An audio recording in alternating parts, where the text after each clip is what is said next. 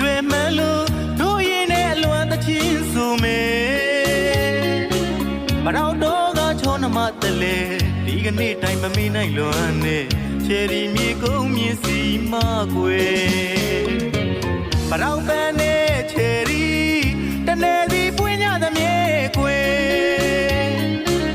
လူတကာတဲ့ညို့ယူဆွဲသူပရောင်းမလေးရဲ့မူရွာတိုင်းဆွေးရမလားကွယ်ဝဲထုံ